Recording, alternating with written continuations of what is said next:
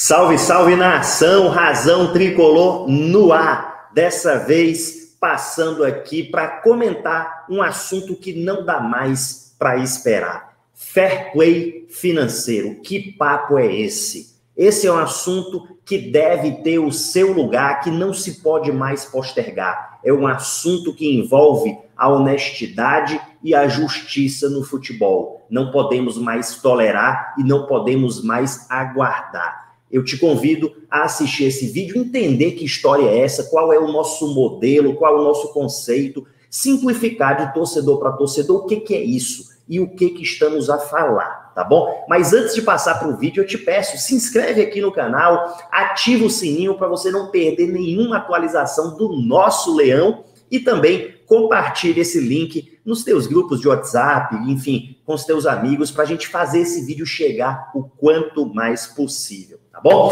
Depois da vinheta, vamos comentar de uma maneira...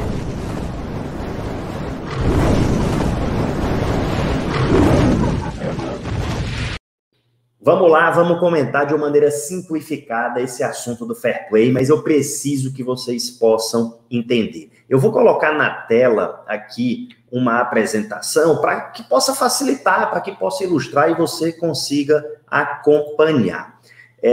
Fair play financeiro não é uma coisa da cabeça de ninguém, tá bom?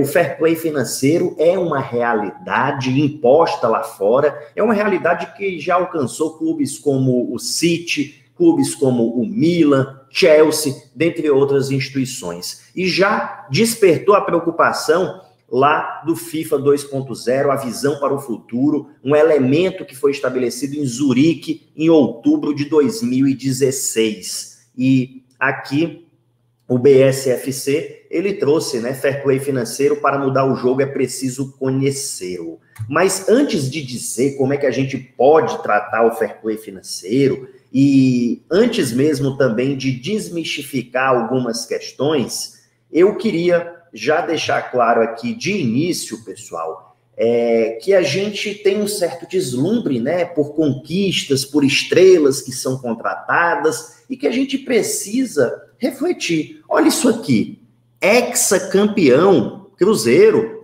Cruzeiro hexacampeão da Copa do Brasil, olha que time vitorioso, olha que time grandioso, olha só, o Hulk é do Galo, um jogador aí que já vestiu a amarelinha, já vestiu a camisa da seleção tantas vezes, jogador do Galo, o jogador que está por lá. Agora, como é que se obtém essas grandes conquistas? Porque a gente vê grandes conquistas, grandes estrelas, grandes jogadores, e aí de repente a gente se depara aqui com o quadrado do bi, certo? O que é o quadrado do bi? São os 4 times com dívidas na casa do bilhão. Corinthians, Atlético Mineiro, Cruzeiro e Botafogo, tá? Tá aqui com as devidas matérias de cada um deles. Não estou tirando nada da minha cabeça, tudo devidamente documentado. Dívidas crescentes, Mas, por outro lado, os jogadores astronômicos contratados, títulos conquistados, ações de marketing que são geradas. Temos aqui um outro exemplo também, o São Paulo. O São Paulo, ele declarou recentemente, reconheceu que devia cerca de quase 10 milhões para o Daniel Alves. Aí você pode dizer, Yuri, mas normal, isso acontece no futebol, situação normal. Normal? Será que é normal? O Cruzeiro contratou grandes jogadores, pagou salários astronômicos e teve um hexacampeonato.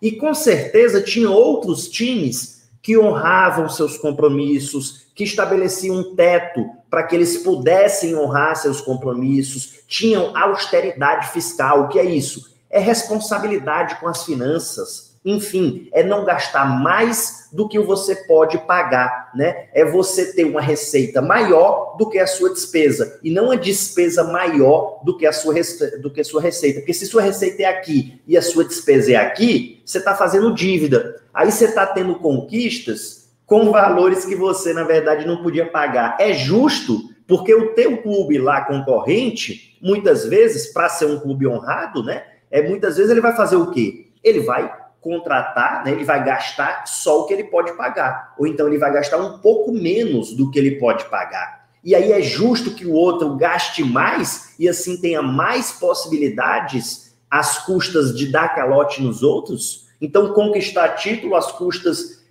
de dar calote, de não pagar os jogadores, de não pagar investidores, bancos, financiadores, não pagar tributos? Será que isso é uma forma justa de competir? E o prejuízo que se dá a esses clubes, como Fortaleza, que honra com seus compromissos, dos clubes que disputavam rebaixamento no ano passado, né, que estavam ali lutando para não caírem, o Fortaleza era um clube que tinha os seus compromissos em dia, os outros não tinham. E, enfim, o Fortaleza poderia ter formado um elenco até melhor, né? Poderia ter gasto mais, poderia ter feito contratações deslocadas, mas não fez. E aí concorria com clubes que estavam aí devendo, que contrataram mais do que podiam pagar. É justo isso? A gente ter esses clubes aí gastando mais do que podem? A gente tem que perceber que é uma questão de injustiça com os próprios clubes concorrentes. É isso que a gente precisa perceber. É possível competir com responsabilidade? O Grêmio, ele nos dá a prova viva, né? Campeão da Copa do Brasil, campeão da Libertadores. Então, o Grêmio surpreende e mostra que sim, é possível ser vencedor com austeridade. O Fortaleza é uma prova viva também. É um clube que subiu da Série C para a Série B, da Série B para a Série A, que se manteve na Série A com a melhor campanha de um time cearense na sua história, sem ficar devendo a ninguém, sem ficar aí fazendo dívidas, acumulando, gastando mais do que o que pode, né, com os pés no chão, com responsabilidade. E à medida que vai aumentando o sarrafo, aí a gente começa, né, a ter um orçamento maior, e com um orçamento maior, começa a ter contratações também maiores. Então, meus amigos, o que eu queria dizer para vocês, em primeiro lugar, é que é preciso dar um basta. É preciso gritar e dizer que não se pode mais esperar. O que o futebol brasileiro está aguardando? Aguardando que o modelo do calote seja o modelo estimulado? Porque os times que não dão calote, eles têm dificuldade de competir. O Grêmio consegue, né? Mas você vê que o Grêmio também tem uma dificuldade de se manter sempre no topo. E aí você tem, muitas vezes, clubes aí que acabam não honrando com os compromissos lá em cima. É preciso estabelecer justiça, igualdade na disputa. Chega, é hora de basta. Não adianta vir com o negócio de limitar. Só pode trocar 2 treinadores, só pode trocar de treinador 2 vezes. Isso aí, na verdade, só diminui ainda mais o time, que não pode gastar muito. Porque aí o técnico, né, que eventualmente tem um potencial de chegar com um valor maior, ele vai pensar, pô, será que eu vou lá para o Fortaleza? Porque se eu for, eu fico limitado, só posso pegar mais um clube. Opa, não vou não, vou ficar aqui um pouco na minha. Então,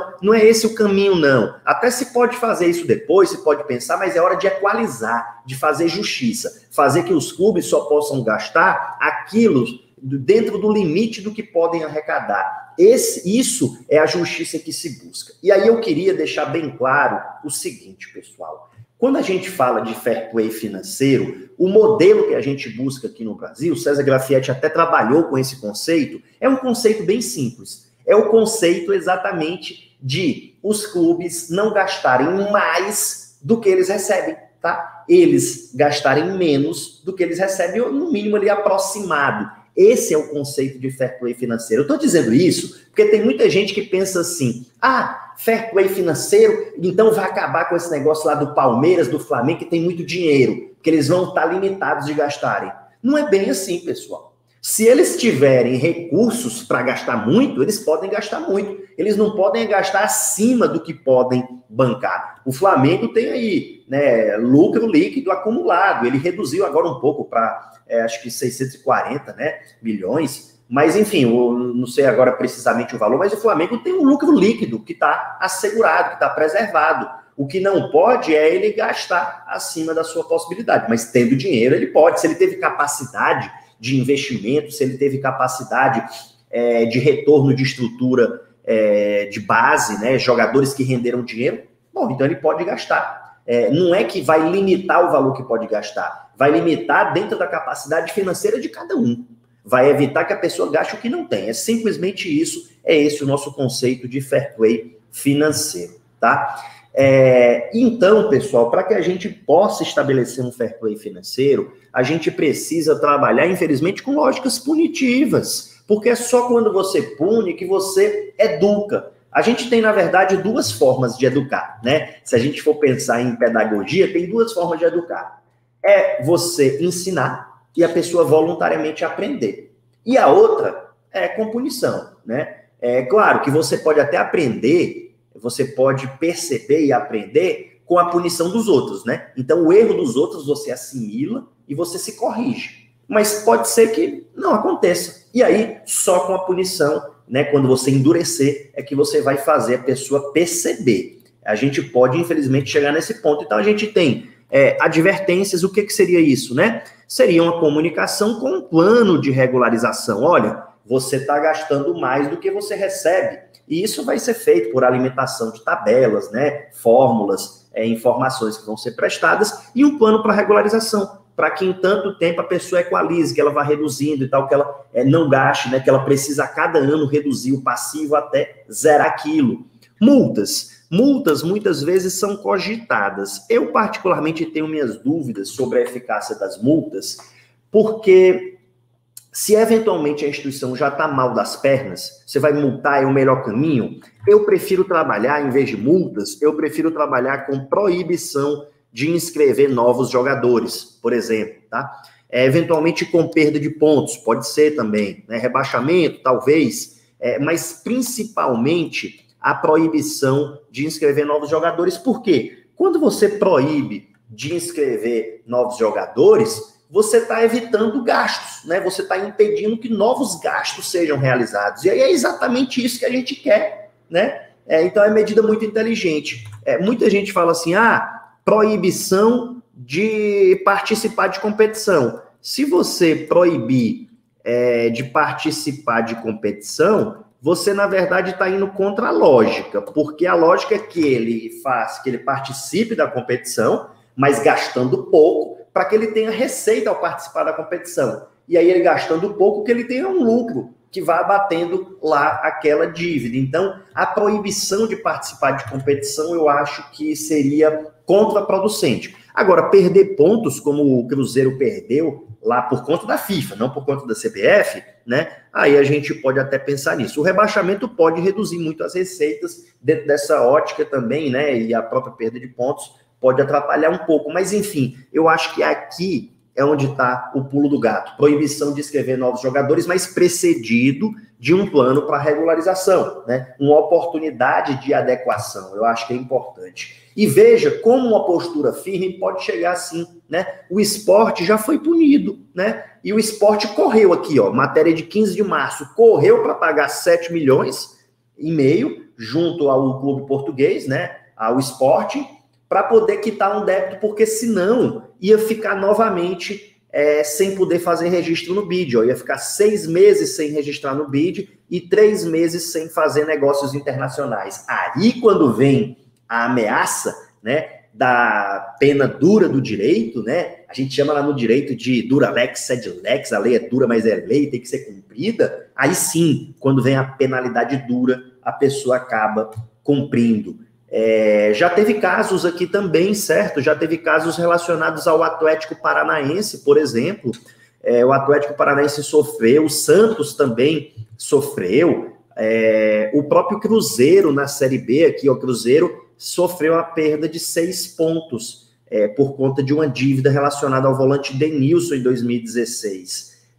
E ele novamente quase sofreu de novo, tá? Mais uma punição. O Atlético Paranaense, como eu vinha mencionando, ó, já teve também esse tipo de punição. E a FIFA age muito rápido, né? E a FIFA não está sendo mais rigorosa, ela apenas está sendo mais ágil, como diz o advogado Rafael Botelho, especialista em direito esportivo. Então o caminho é esse, meus amigos, o caminho é a gente endurecer um pouco mais a situação para trazer justiça, concorrência leal, né? Porque senão a concorrência é absolutamente desleal. Vejam, eu vou retomar esse caso aqui, sabe? Esse caso aqui do São Paulo, o que é emblemático? O São Paulo contratou, presta atenção nisso, o São Paulo contratou um jogador que ele não podia pagar. Ele contratou um jogador acima da sua capacidade, mas que ele acreditava que poderia dar uma organização que poderia ser decisiva para conquistar ali algum título, e quase foi. São Paulo quase levou o brasileiro, tendo como grande maestro Daniel Alves, um jogador que ele não podia pagar, mas que ele contratou.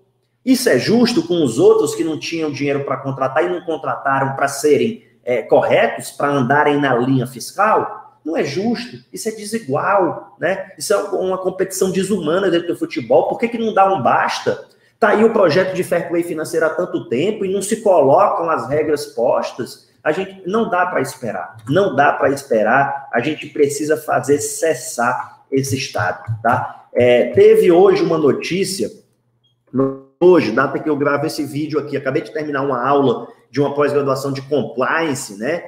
De integridade.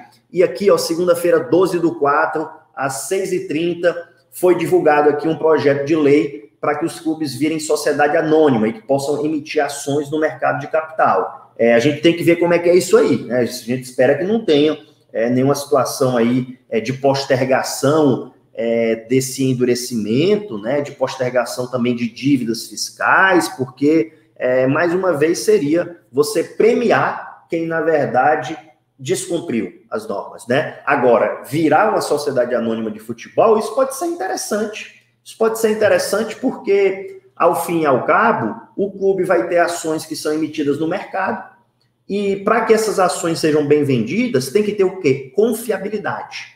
A gente vai ter que ter confiabilidade. E, para gerar confiabilidade, vai ter que ser um clube íntegro, um clube que tem uma governança corporativa, né? Que tem austeridade, que tem o próprio compliance. Compliance, chique, né, em inglês. Compliance é conformidade, é integridade. É você ter um sistema administrativo, um sistema de gestão para garantir que a sua instituição funcione de modo correto, funcione dentro da capacidade, que tenha relações éticas, enfim, que tenha um bom ambiente, que tenha um bom funcionamento, um funcionamento adequado, de acordo com as normas, um funcionamento que respeita as leis do nosso país e respeita a capacidade financeira de cada um. É isso que a gente espera, tá? Se for nessa tônica, bacana, é legal esse projeto de lei, mas está pronto para a CBF, está pronto o fair play financeiro, que é classificar os clubes, ver quem tem capacidade financeira, quem está gastando mais do que pode, dar prazo para ele ir reduzindo essa dívida, né? Reduzindo o que gasta, para que ele possa ir abater nessa dívida dentro de um prazo, e se for o caso até com um determinado período sem inscrever novos jogadores, para que ele possa se equilibrar. Porque senão ele vai ficar aí com dívida e contratando e não paga ninguém. E veja a gravidade, não paga os jogadores, e quando não paga os jogadores, não paga também o erário, não paga o poder público, porque do salário do jogador tem tributos, aí não paga também, né? E aí muitas vezes dá calote em investimentos, faz outra dívida para pagar a dívida anterior, e vai aumentando a dívida. Não dá, é justo com quem só gasta o que pode, com quem é honesto nas suas finanças? Não é justo. Está na hora da gente resolver. Não dá mais para esperar, não dá mais para postergar. Fair play financeiro, vamos lá. E para finalizar, pessoal, para finalizar com uma coisa boa, tá? Curte esse vídeo, comenta, tá? Seja um comentário positivo ou negativo, mas sempre construtivo, como eu costumo dizer. E compartilha esse vídeo. Compartilha, faz chegar em mais gente, tá bom? Se inscreve no canal e ativa o sininho para não perder nenhuma atualização do nosso leão, tá bom? Obrigado, tamo junto e vamos levar essa reflexão aí mais adiante. Um abraço. Saudações tricolores.